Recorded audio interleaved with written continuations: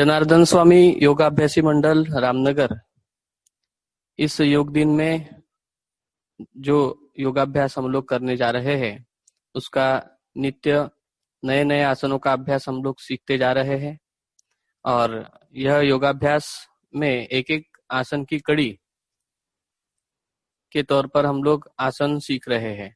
तो यह आसन प्रारंभ करते समय सबसे प्रथम और ईश्वर प्रणिधान से हम लोग प्रारंभ करेंगे। तो चलिए सब लोग तैयार हो जाए। साधी पालकी में बैठे हैं, दोनों हाथ नमस्कार की स्थिति में, सीने के पास, आंखें कोमलता से बंद। एक एक पंक्ति हम लोग खुले स्वर में दोहराते जाएंगे, लीड एंड फॉलो। श्रीमन्नारायण नारायण हरि हरि,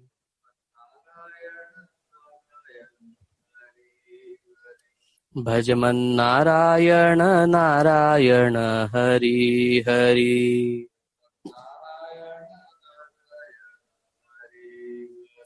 सत्यनारायण नारायण हरि हरि,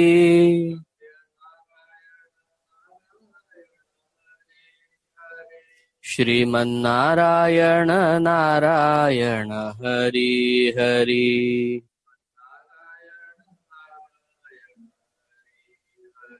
भजमन्नारायण नारायण हरि हरि,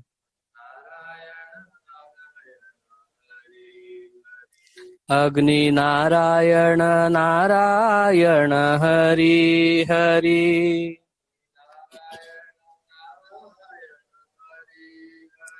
श्रीमन्नारायण नारायण हरि हरि,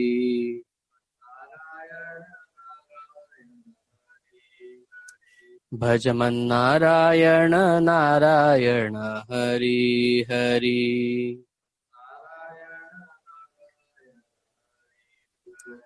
भजमन्नारायण नारायण हरि हरि,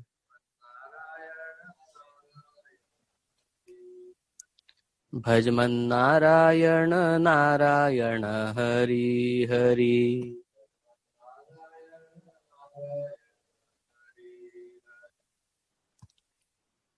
ईश्वर प्रणिधान से मन शांत प्रसन्न हो जाता है और इसी प्रसन्नता में अगला योगाभ्यास करने के लिए सावकाश सब लोग अपने स्थान पर उठकर खड़े हो जाए।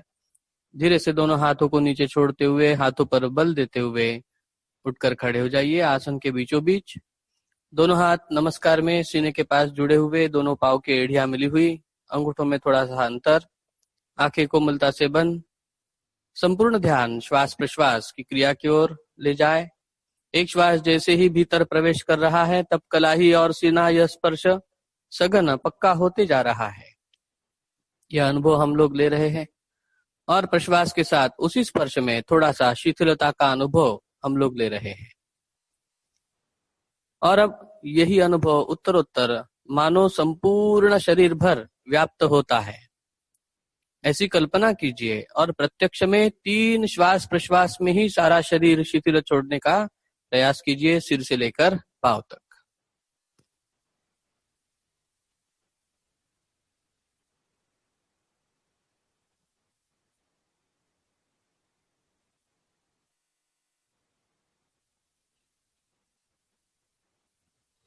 देखिए 3 श्वास प्रश्वास में हम लोगों ने सारा शरीर मानो शिथिल छोड़ दिया, सारा तनाव बाहर निकाल दिया है शरीर का।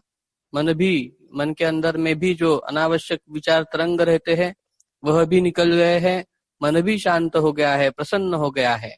ऐसी प्रसन्नता में मन ही मन पूज्यपाद गुरुमूर्ति श्री जनार्दन स्वामी महाराज इनकी समाधि सन्मुख मानो हम नतमस्तक हो लिए हैं। गुरु के चरणों में एक संकल्प भी अर्पण कर दिया है, गुरु का संदेश देख लिया है। समाधि स्थल और गुरुमूर्ति बंद आंखों के सामने साकार भी हो चुकी है। और अब खुले स्वर में गुरु को स्तवन अर्पण करने जा रहे हैं। एक एक पंक्ति हम लोग दोहराते जाएंगे। अब 1-2 दिन के बाद लीड एंड फॉलो नहीं होगा। अब हम लोगों को सब यह चीजें याद हो चुकी है, यह ध्यान रखते हुए अब हम लोग एक साथ भी प्रार्थना कहना प्रारंभ करने वाले हैं। तो चलिए आज लीड एंड फॉलो का अभ्यास कर लेते हैं। गुरुर्ब्रह्मा गुरुर्विष्णु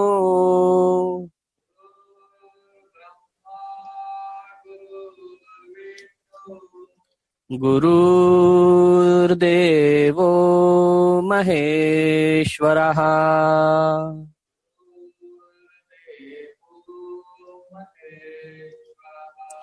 गुरु साक्षात् परब्रह्म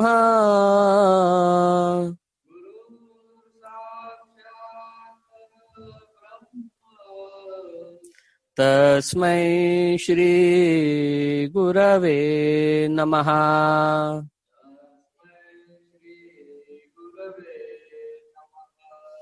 कृष्णाय वासुदेवाय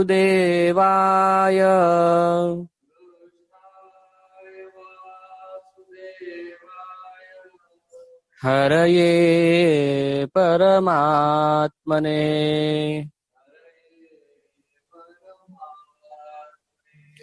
प्रणतक्लेशनाशाय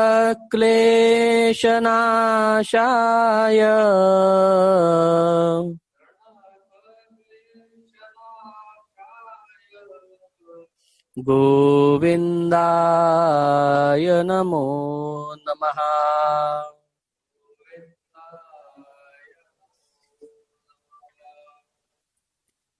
सावकाश, दोनों हाथ नीचे छोड़ दीजिए और आगे का योगाभ्यास।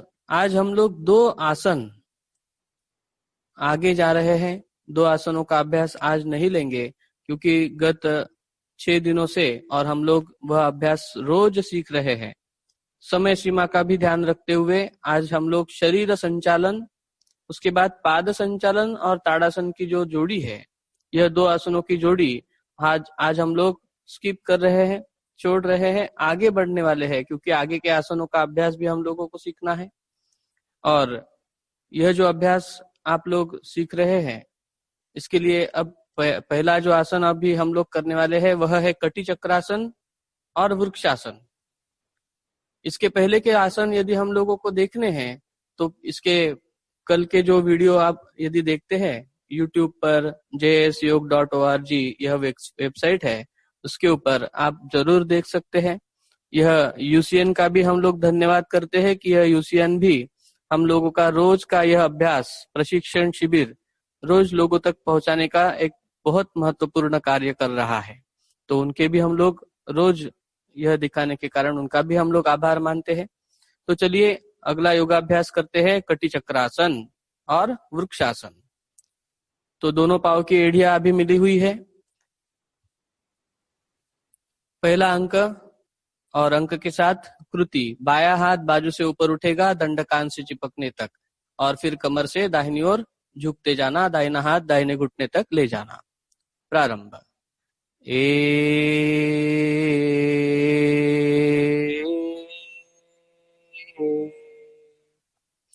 यह हो गई पूर्ण स्थिति। इसमें ओमकार सुनाई देता है, वह सुनना और ओमकार होने के बाद सावकाश वापस आ जाना। 2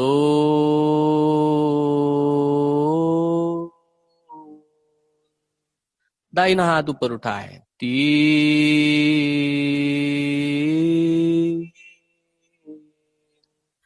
तकरीबन बायां हाथ घुटने तक चला जाए, बाएं घुटने के पास, ऊपर का शरीर सीधा रहे, दंड कान से चिपका रहे, यह सारी आवश्यकताएं हैं।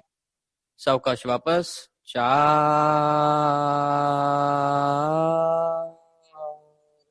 वृक्षासन 5।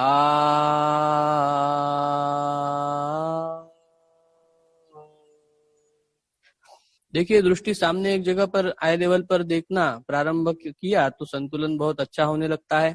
अब हम लोगों का भी थोड़ा थोड़ा संतुलन अच्छा बनने लगा होगा। तो चलिए आगे बढ़ते हैं। 6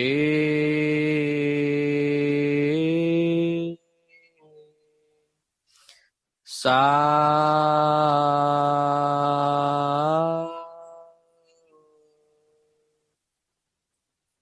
ओमकार का स्वर सुनने के बाद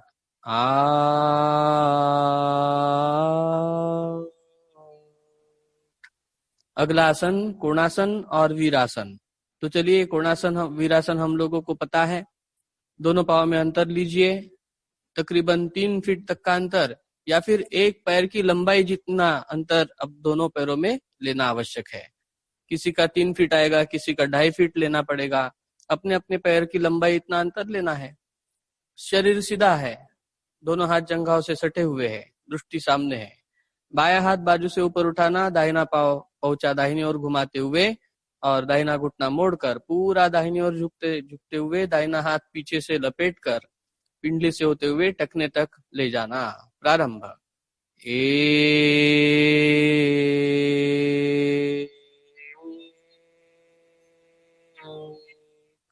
एक ही अंक को 4 भागों में डिवाइड करते हुए और हम लोग कृति कर रहे हैं।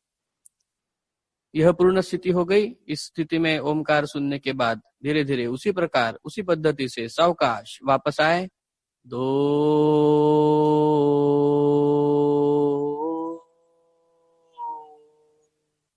दाहिना हाथ ऊपर उठाए। 3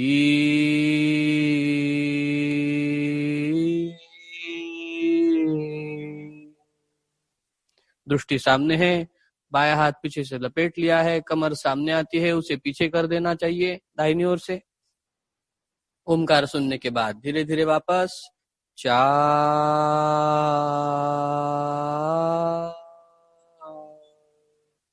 अगला आसन वीरासन। कमर दाहिनी ओर पूरी घुमाते हुए हाथ ऊपर उठाना, कंधों के सीध में ले जाना, तलहाथ ऊपर घुमाते हुए दंड कान पर दबाते हुए नमस्कार करना और दाहिना घुटना मोड़कर ऊपर हाथों की तरफ देखना। इतना सारा काम एक अंक में होने वाला है। चलिए तो देखिए, प्रारंभ करते हैं। पा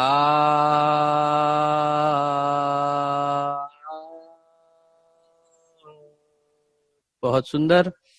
घुटना जितना हो सके उतना बेंड करते जाना दाहिना। जंघाओं में खूब ताकत बढ़ती है, कमर में ताकत बढ़ती है। इस आसन में संतुलनात्मक भी आसन है यह। सावकाश वापस 6।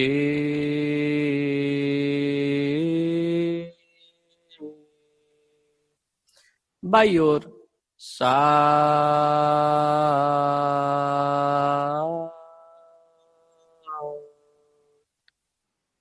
घुटने को दबाते जाओ नीचे नीचे जितना हो सके और फिर सावकाश वापस 8।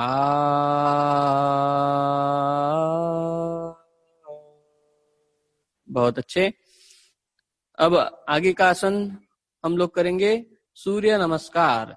धीरे से दोनों पांव की एड़ियां मिला लीजिए और आसन के सामने के छोर पर आकर खड़े हो जाए। हाथ नमस्कार में लीजिए। एक मंत्र का उच्चारण बताया जाएगा, उसे हम लोग भी दोहराएंगे। तो चलिए, दोनों हाथ नमस्कार में सीने के पास जोड़ ले। भगवान सूर्य नारायण को मनपूर्वक वंदन करने का यह एक सुंदर भाग अपने भारतीय संस्कृति में है। सूर्य नमस्कार। ओम ह्रां मित्राय नमः।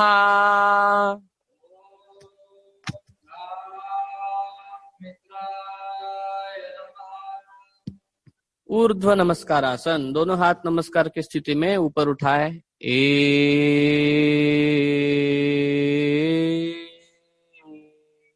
हस्तपादासन। 2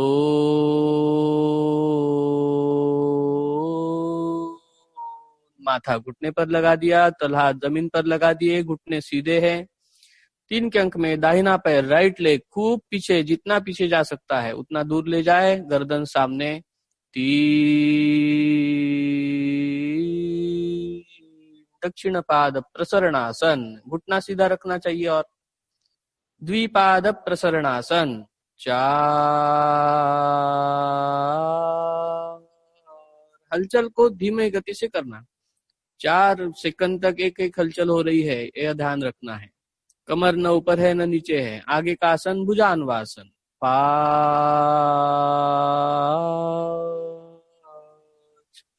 इसमें कहीं पे भी रुकना नहीं है।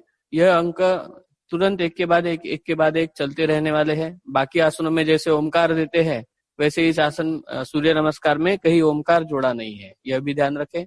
6 के अंक में साष्टांग प्रणिपातासन। 6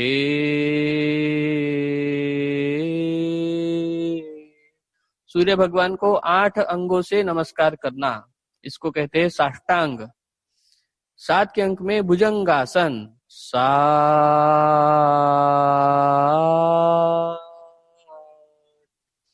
8 के अंक में भूधरासन। आ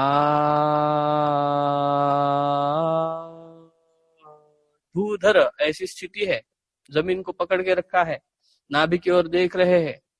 9 के अंक में पुनः आरामदायी स्थिति, भुजान्वासन। 9।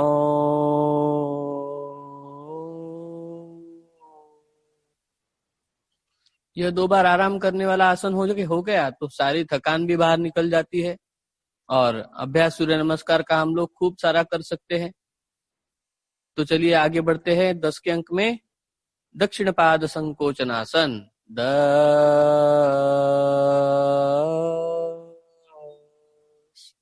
11 के अंक में बाया पैर भी सामने लाना, हस्तपादासन। 11।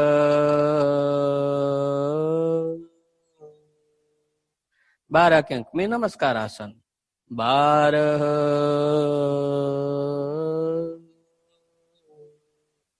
इसी पद्धति से हम लोगों को एक एक आसन करते जाना है।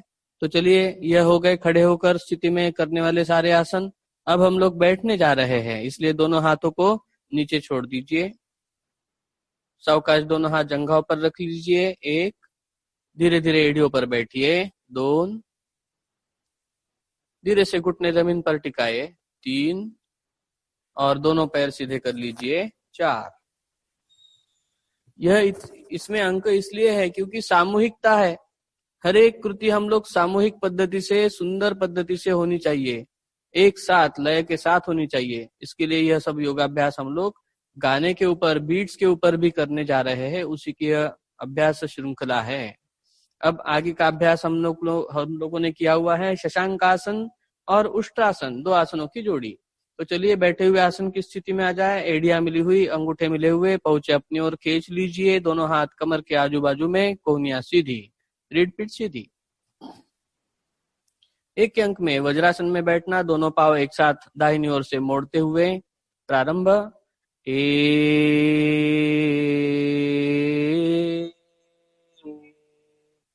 2 के अंक में दोनों हाथ बाजू से ऊपर उठाए, दंड कान से लगने तक। 2।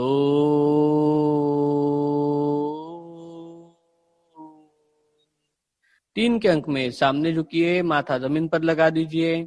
3।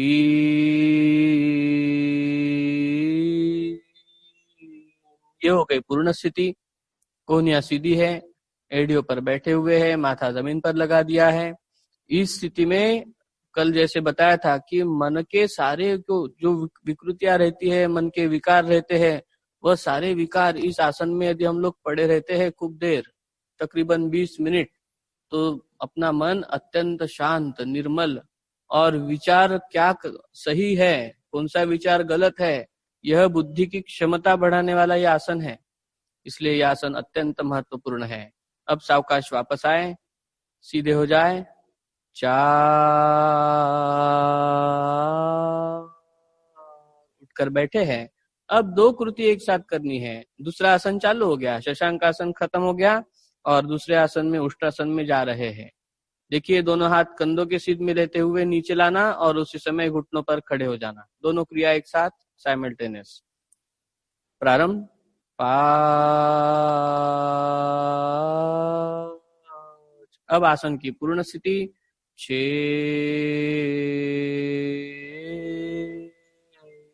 पीछे झुके, कमर सामने ढकेलते हुए, एड़ियों को पकड़ते हुए और गर्दन को पीछे ढीला छोड़ दिया। यह पूर्ण स्थिति में ओंकार सुनाई देने के बाद सावकाश वापस। 7।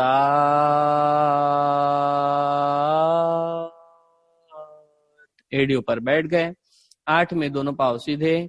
8।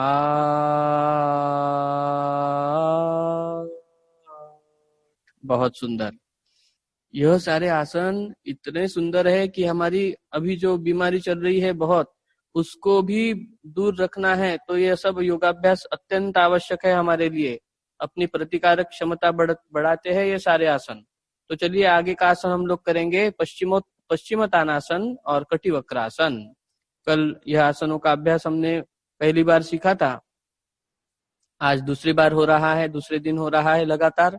कैसे करना है याद है सबको? तो चलिए एक बार देख लेते हैं। दोनों हाथ बाजू से ऊपर उठाना दंड कान से लगने तक।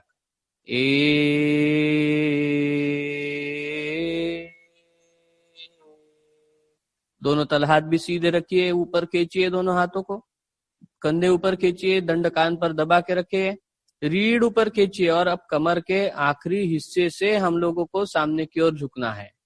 2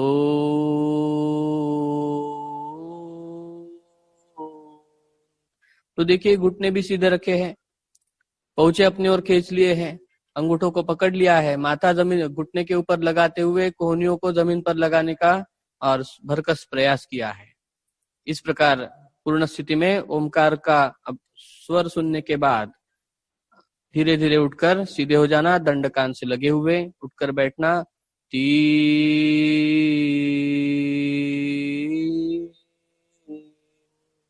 4 में हाथ नीचे, 4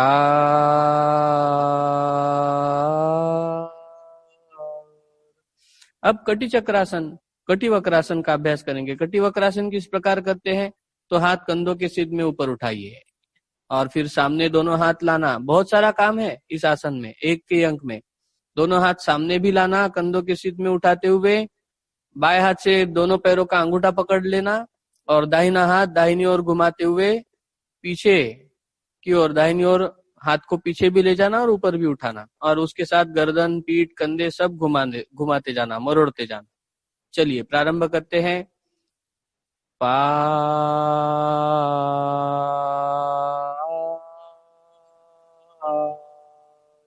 ये डायगोनली हाथ को ऊपर उठाया है। देखिए दाहिने हाथ से लेकर बाएं हाथ तक एक सुंदर रेखा बनी हुई है।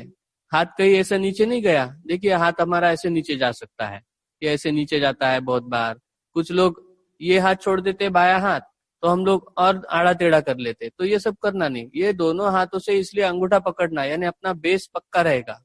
और ये दाहिने हाथ को इस प्रकार घुमा लिया, उसके साथ साथ दृष्टि भी चली गई हाथों की तरफ देखते हुए, गर्दन भी घुमा लिए, संपूर्ण रीढ़ को घुमा लिया है। देखिए कंधे, सीना, पेट, रीढ़, और फिर धीरे धीरे वापस भी आना और बायां हाथ बाईं ओर भी ले जाना उसी पद्धति से। तो चलिए आगे के अंक में जाते हैं। 6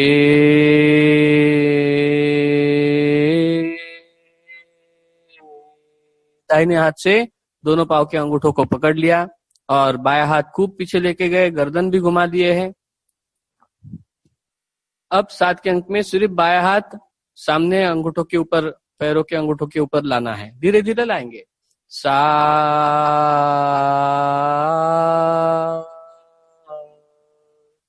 8 के अंक में दोनों हाथ बाजू फैलाते हुए, आजू बाजू फैलाते हुए नीचे रखे। 8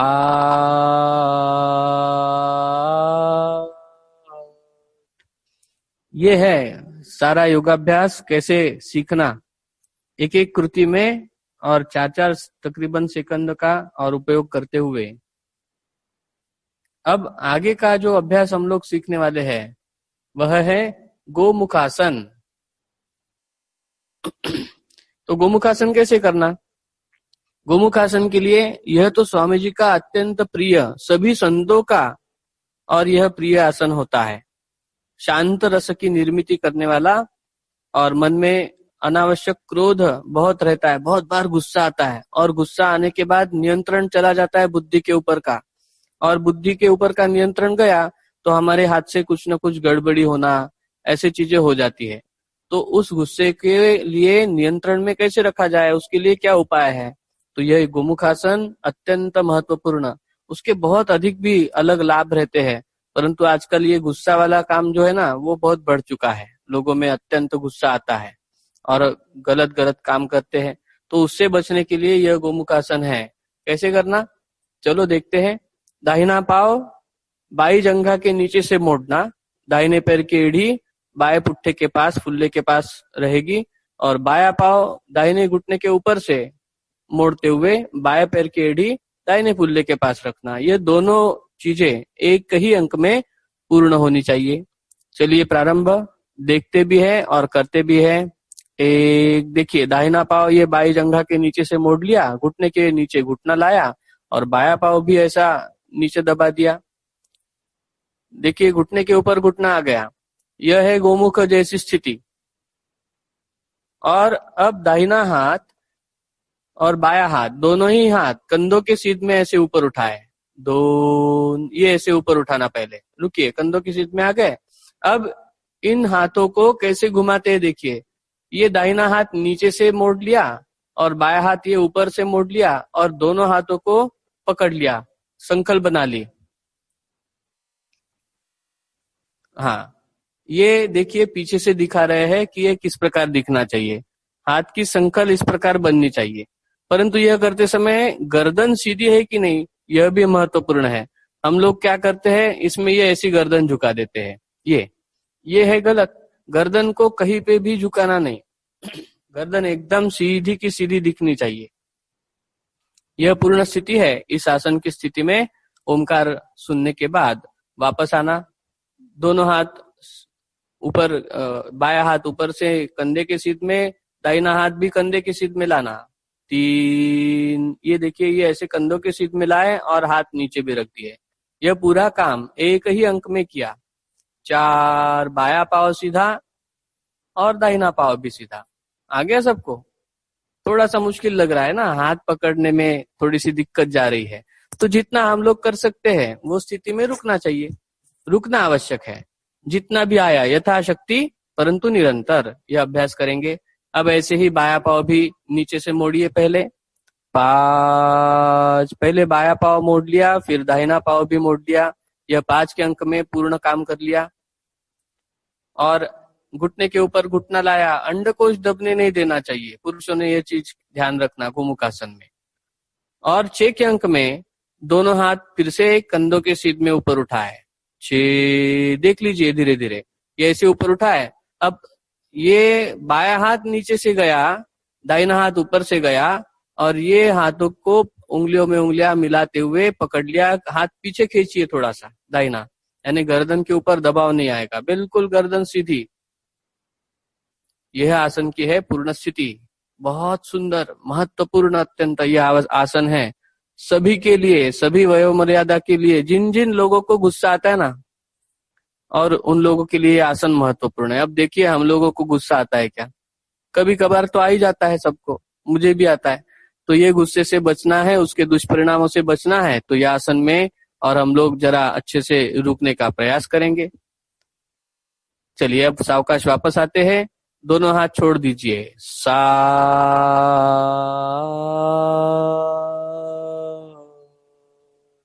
और 8 के अंक में ऊपर का पैर सीधा पहले और फिर दूसरा भी पैर सीधा। आ,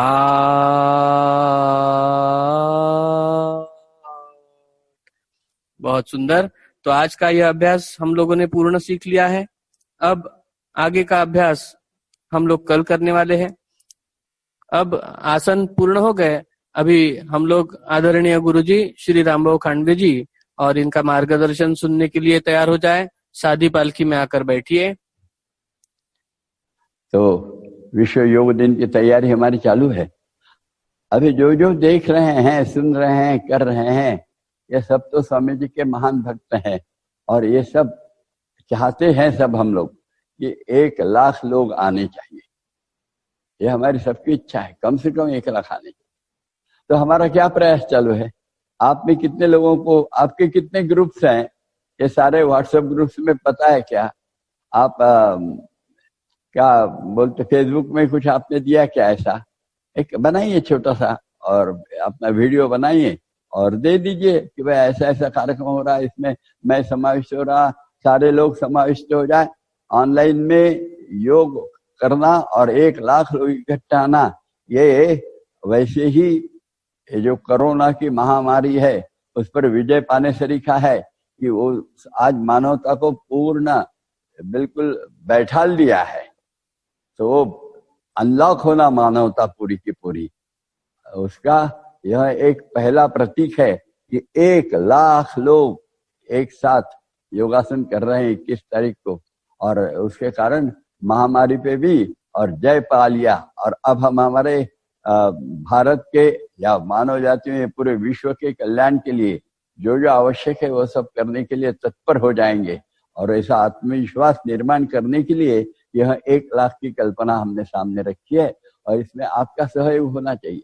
आपके जितने परिचित लोग होंगे, नहीं होंगे तो भी आपको ऑफिस है, ऑफिस में जाइए, आपके स्कूल है, आपके स्कूल में बताइए, जहां जहां आपको संभव होता है। 1 लाख के कार्यक्रम हो रहा, इसमें आप समाविष्ट हो जाइए। ऐसा आप यदि बताते हैं तो यह 1 लाख क्या, उसके ऊपर चले जाएं। और एक भव्य कार्यक्रम जनार्दन स्वामी जी के हम सब शिष्यों ने किया। यह एक सुंदर आदरांजलि गुरु महाराज को अर्पण होगी।